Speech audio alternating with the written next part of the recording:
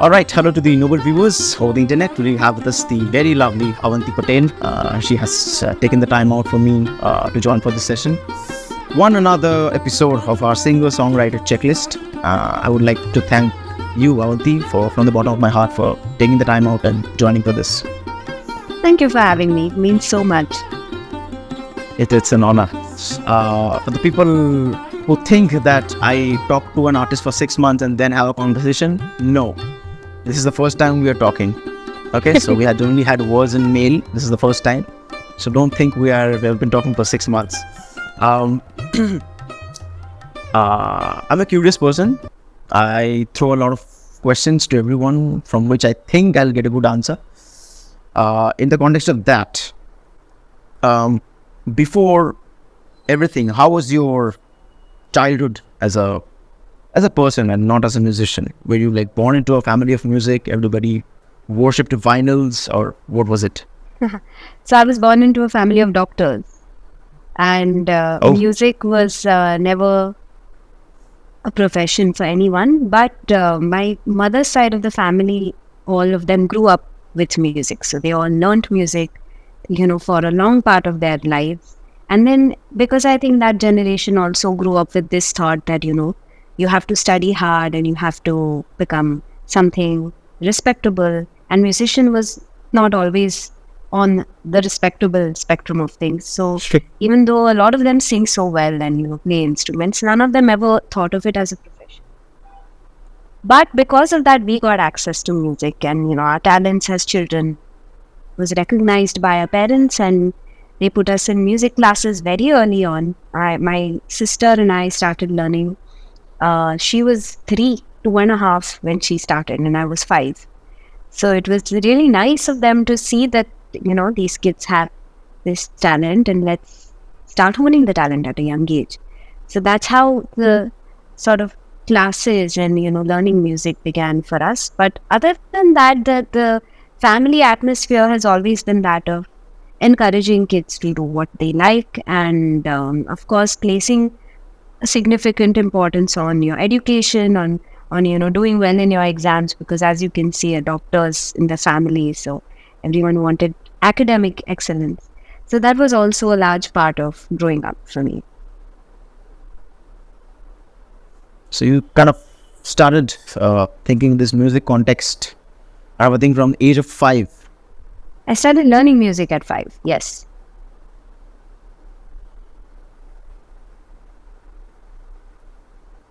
How were you as a student in school? Like, I was quite good. I think you like there. I was about to say that. Yeah, I was. I only have guests who are already good at anything. I was a little bit of a nerd.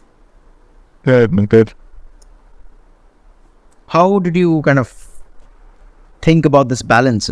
Because normally what happens is in school we have access to everything, and I guess you had no social media back then when you were in school and stuff. So life was pretty good that time, I guess, hopefully. Simple. Very simple, yeah. How would you come back from school and sit with an instrument? You start playing instruments like the harmonium, kanpur, so it was all vocal music. That's one of the things I feel like I wish I had picked up as a kid, because as children you learn so quickly, and I did have the aptitude. Like if I saw an instrument and I toggled around with it, I could manage. I wouldn't play it professionally, of course, but I could, by ear, I could manage playing it. So that's one of the things I wish I had done as a child. But to answer your question, I don't think I thought about balance as a kid. It was just, okay, go to school, okay, come back, go for your class, whatever, 2-3 times a week, come back.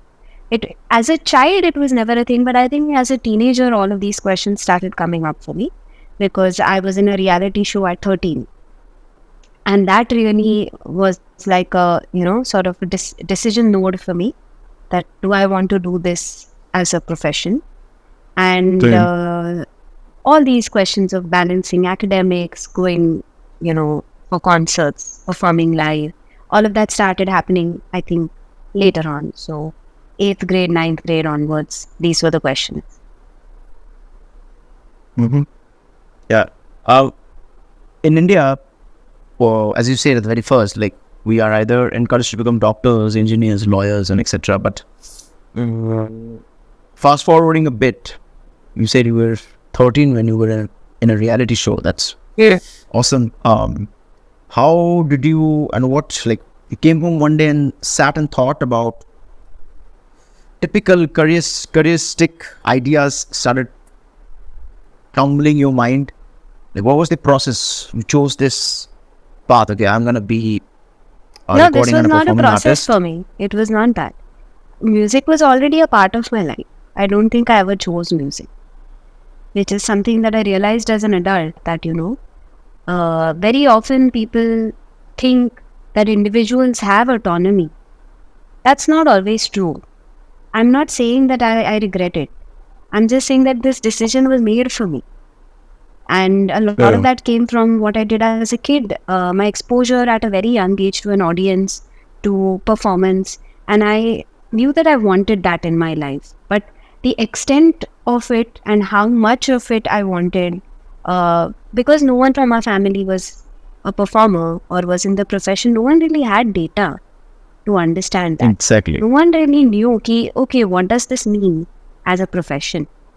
And even the people that we went for guidance, I don't think the maturity or understanding that I have today of what it means to be an artist, I ever met anyone at an early age who could guide me. Yeah. So even though I feel like, I wish I had met someone who gave me a better understanding of how this is going to play out for me, I don't feel like this was a wrong decision, or I don't feel like this, I wish I came back home one day, like you said, and sat and thought, why should I be doing this? What will my life turn out to be like? I didn't do any of that. It was a part of like the natural progression of how my life went. It's all organic. No thinking went behind it. In a sense. I mean, thinking obviously went behind it, but it was not a planned move. Because I was in the reality show, I realized that I enjoyed this. Okay. I started getting work from outside. Okay. It can make me money. Okay. There is a I do sing well. People are saying that. I'm getting the validation from respected artists, mentors, and audience, right? So that means there's potential here. Let's explore it. So it wasn't really, a decision that was made thoughtlessly, but it was definitely not a calculated decision, I would say. I like that word. Calculated decision. It was just organic all. It just came from inside. Yeah. And that's very fortunate because not a lot of people pay much attention to what's coming from within. They just somehow they ignore it ki like, nahi, ye to galat hi hoga. Ye sahi nahi ho sakta, kind of a thing. No, Like, but my I think intuition says fortunate also it's important in the sense that your family should be able to support you, because none of these professions actually have any startup money. Your startup money is your family. So knowing that is very important, and looking back, I'm very fortunate that they had the money, have the money to support me as an artist and my journey as an artist. Without that, I think it's a very, very brave thing to do. I don't think it's impossible at all. I just think it's a brave thing to do. That's it. Takes a lot of courage and hard work and all those. Yeah. Did you ever convince your parents to, I want to be this is the natural thing I'm good at. I'm getting all of those accolades and people are telling me I'm good. Yeah, of course, there were conversations, because I was also, like I mentioned, a nerd in school. So there were a lot of things I was decent at. I could have taken up a job and made money the conventional way, and a lot of the stress that I am going through and my parents went through and are still going through could have been avoided maybe. And by stress, I mean the highs as well as the lows. It's not just the lows. But I don't think it was ever a fight. It was never a, conflict. It was always just a conversation. And for that, like I said earlier, I'm very privileged to have that support from my parents, because without that, it would have made it very, very hard for me to have the conviction to stick on and continue. Exactly. Because it's all about that. There's no predictability here. The only predictable thing is that you wake up every day and do it. Keep doing it, right? And the support that you get from your immediate family and people that you surround yourself with is very, very important, I feel. So correct me if I'm wrong. I'm summing this in one line technically. Either you get sometimes you get 300 rupees or sometimes you get 30,000 rupees and that's it. As a musician? Am I right somehow? And 0 rupees also you can see. Yeah, okay, audience, be aware of that. Yes. Exactly. And nobody really talks about this, like as you say, like the thing is foreshadowed. Like for example, the very famous thing in India, if you go to Google and search top 10 keywords, the first thing is government exams in Google. Okay. So we're always seeing those faces, on UPSC and every other government exams. 3 faces, top 99% air. Yeah. But they don't show that 30 lakh people tried. Half of them committed suicide, went into depression, everything worse happened. They just show this site to the parents because they need the money from the site. That's it. It's a marketing strategy. And deep down, I guess we hopefully know everything from inside, but still we are very fine with it. It's like, chalo. 99 to 1% is the chance, but we'll get into it. And same thing is doing in the music industry as well. You're right. Right? So, earlier, if you worked hard, very, very hard, you practiced for example, you're so dedicated to practice for 18, 20 hours a day, 7 days a week, That's 365 days. Please don't practice for 17, 18 hours a day every day. That's ridiculous. Exactly.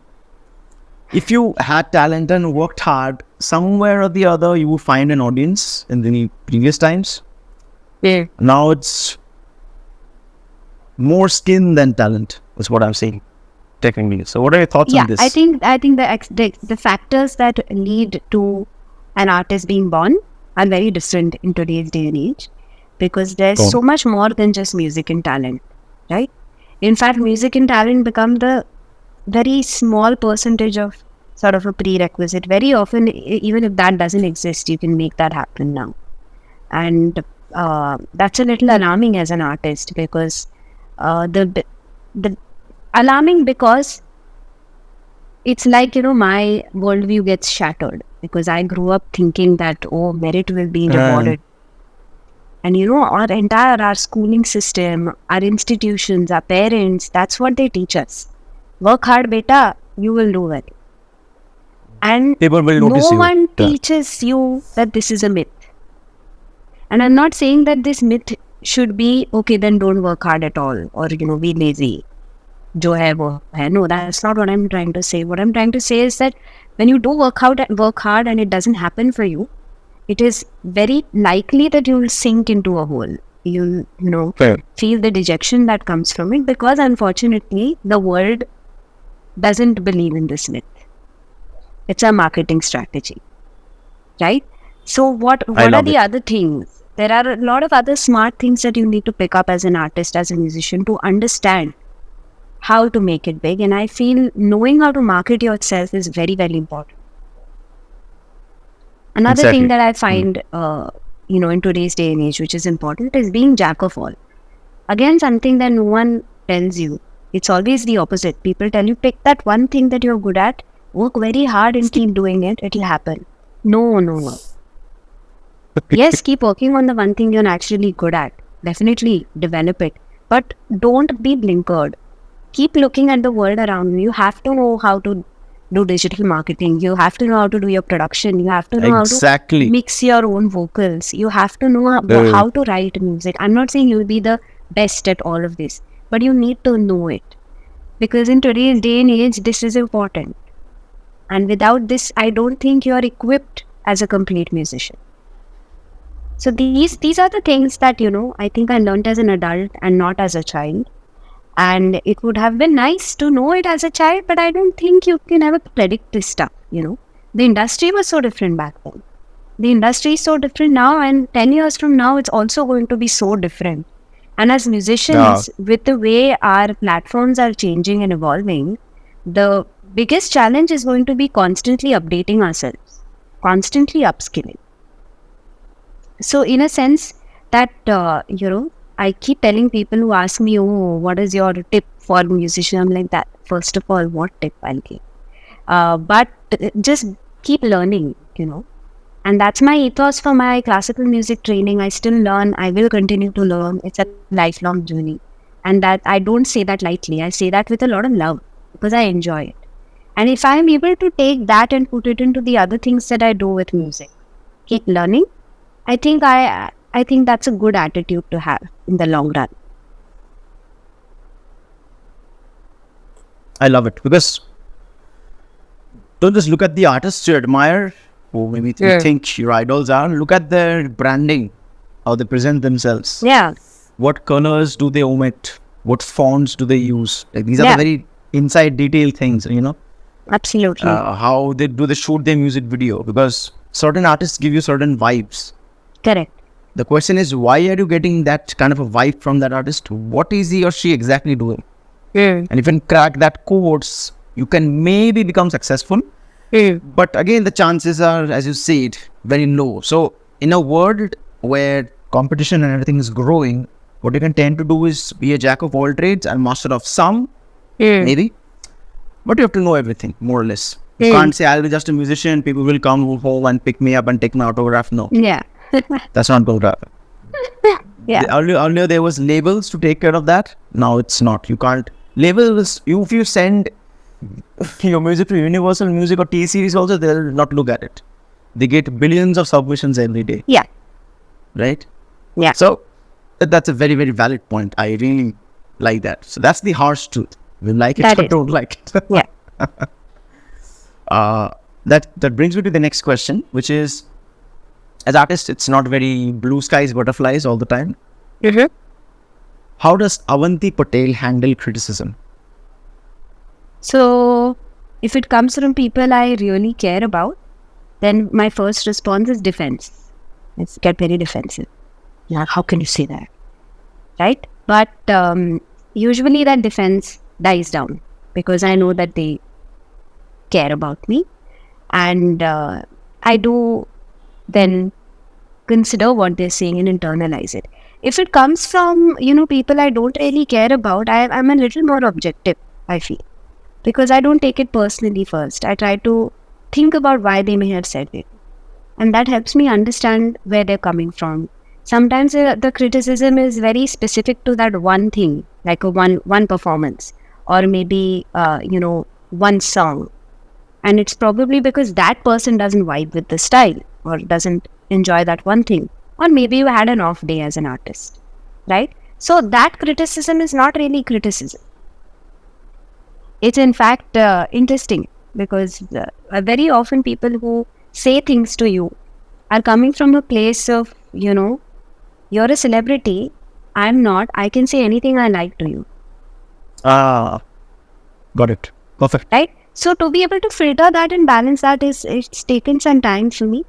But I think I'm still developing the right balance to take criticism. It's so hard. You've put in so much into creating something. It's like, I went for Jacob Collier's concert recently, and he said in his show, he said, I'm birthing a new album. And that was such a beautiful word that he used, because I feel that each time I'm putting out my work, I feel like I am birthing it. And the emotional, mental, physical work that goes into actually putting it out there in the world is so much that when someone says something bad to you, obviously you will be defensive. If you're not, then you're not emotionally invested in your work as much. So finding that balance is always going to take time. But I feel like over time, if you do it for long enough, most of us will find a balance with it. That's where I'm at. So it takes a certain amount of study and focus and time to able to understand this. But I think, what I've started doing is I ask why a lot more. Like when someone says they didn't like something, I ask why. And if I don't understand that, I ask why again. Because if I truly want to know why they don't like it and fix it, I should know, no? If I just hear that they don't like it, that in itself is not feedback that's going to change the outcome. So keep investigating why someone doesn't like it. And then at the end of the wise, if you agree with it, then yes, change it. But there are going to be moments where you don't agree with. So letting that go is also skill.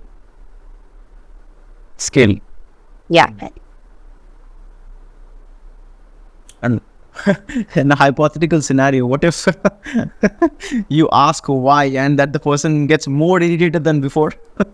Yeah, that's happened. And I'm like, let's not have this conversation, because the point is that if you want to tell me something you didn't like, I have to understand what you didn't like. Otherwise, I won't be able to change it. No, just and do then you something ask that different. question and then That's not helping me. So maybe we should not have this conversation. let's not talk. These are not the people you should be taking criticism from, very frank. This is the let go category. Let go category. I Yes. like it. I love it. You've just recently put out Koi. I heard it just before the session. I love it. Thank you. Whenever you compose something with other artists or sit in your bedroom and write lyrics, what's Avanti Patel's compositional skills? How do you write songs? Is there a process or it's random? So for me, as of now, I have written with intention very few times. In the sense that, a situation where you get a brief and you write for that brief. Those situations I haven't had as many, but I've had a couple of instances of that, and I've enjoyed that. And I surprised myself because I wasn't sure if I could do that. But I quite enjoy that. In fact, I like how prompts can spark creativity in an artist. So as an exercise, a compositional exercise, writing exercise, I think this is very important. The same holds true for classical music, because in Hindustani classical, you're composing on the spot all the time. Improvising. You're improvising. That's the focus. So then my guru always tells me that, you have to restrict yourself. If you tell yourself that these are the 3 notes you are going to improvise for the next 10 minutes. Some of it may be bad, some of it may be boring, some of it may be repetitive. But that thought exercise is really going to push your creativity. So restricting yourself, in this case, in the other case, getting a brief and restricting yourself to that brief, I feel is very important in nurturing creativity. So that's something I believe. But so far the songs I've released, I have written intentionally. It's all just happened in a sense, and yeah. Hey.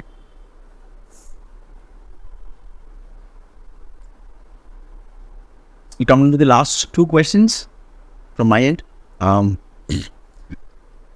What does a normal day in your life look like? Yeah, that's a very difficult question.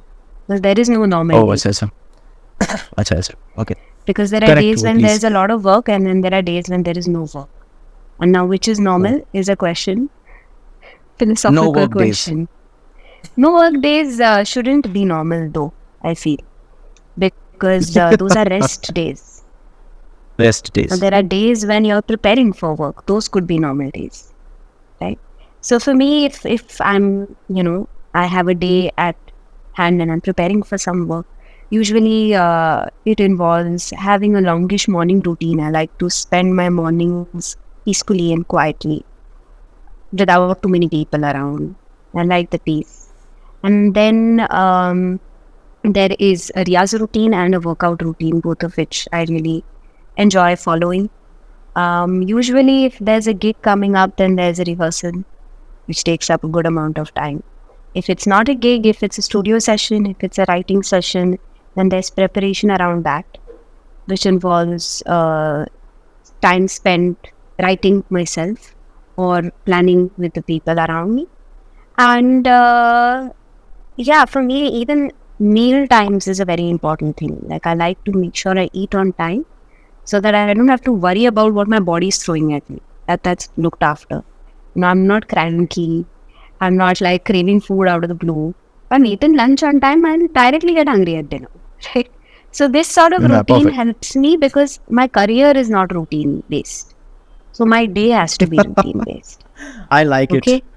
So this is how I look at a normal day, where I have my things that I can control. There's a routine, there's a structure. Anyway, when there are days when I have to perform and travel and go to the studio, those days are very erratic. You might relate to this. You enter the studio at some point, there's daylight outside, and you come out and it's dark. Like, what just happened? Where am I? It feels very dystopic. So that's normal on a work day. Or, if I'm traveling for a gig, then just the day and night becomes so blurred because the gigs are usually at night. They get over late. There's a flight the next day in the morning. You have to reach the airport early. So it's so blurry and strange that those days are not normal. We're like blindfolded. Yeah, it's very random. Just like a few hours, I don't know. Was it yesterday? Was it today? Right? Which day is it? Which year is this? Perfect. I like that. That's how a routine should be. The last question of the session is... Don't get angry, by the way. This is a question I asked to a lot of people. I know where this is going. That is... I'll protect myself. From your experience of performing and recording and playing with so many artists, and you've worked with so many amazing smart people from across the country and beyond, would you share 3 practical, I won't use the word tips, otherwise you will beat me up, advices maybe, that is applicable to younger artists or people who are trying to navigate through what we have or you have already navigated through? So like you said, trying to navigate what I'm already navigating through, I will continue to navigate through that. So this comes as advices that I follow myself. I think it's important to pick something that you will keep learning. That could be anything. For me, it's Hindustani Classical. For you, it could be anything. But pick that which is related to your artistic practice and use it to explore your artistic practice. So that's very important, I think. The second thing is be curious and open to reinvention, because the world is going to change, and whether or not you like it, you're at the mercy of the world.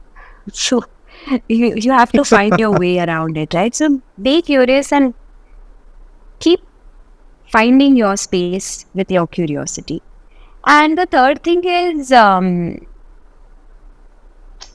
don't know, be as consistent as possible and don't worry about when the next thing is going to happen for you, because you can't control that, but you will control this. So chances are that, the people who are good and get picked are talented.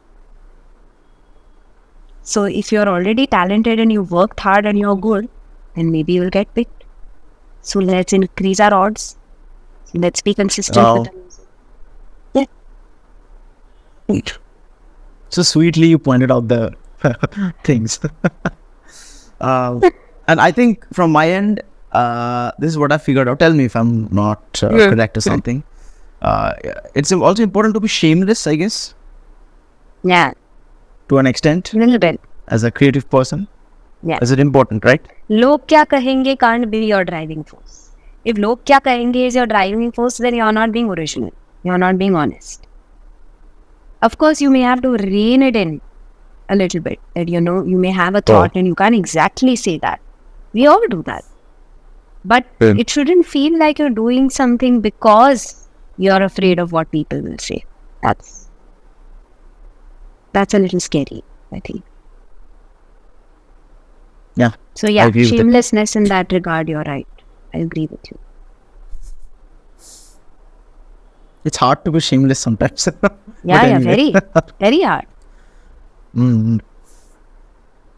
Well, for the people I'm saying, it doesn't need an introduction. I guess you've heard her anywhere on Instagram, on YouTube. Her music is very good for my end. I'll leave all the links to her work, her social media, everything in the description. Please do check her out. Leave a message for her as to if you like her music. That's all we want as artists, I guess. Please. We love that. Please tell us what you think. Again. And Avanti, don't ask why, yeah? See, I mean, now you guys know I'm a curious person. I might ask why, so be prepared. If you're going to criticize me, be prepared for the why. Regret that people. मैंने क्यों ऐसा बोला? But I would say it was very lovely talking to you. I must say you have a really lovely smile. Keep smiling. Oh, thank you. Thank you so much. And keep releasing more music. I expect more music from your end. I love what you do. We all do. We all expect more. Me too. Let's see. Yeah, me too. Yep. Why not? Ladies and gentlemen, Avanti Patel on our session. Thank you so much, Avanti. Thank you so much. Thank you. Thank you. Thank you. Take care. You too. Bye-bye. Thank you.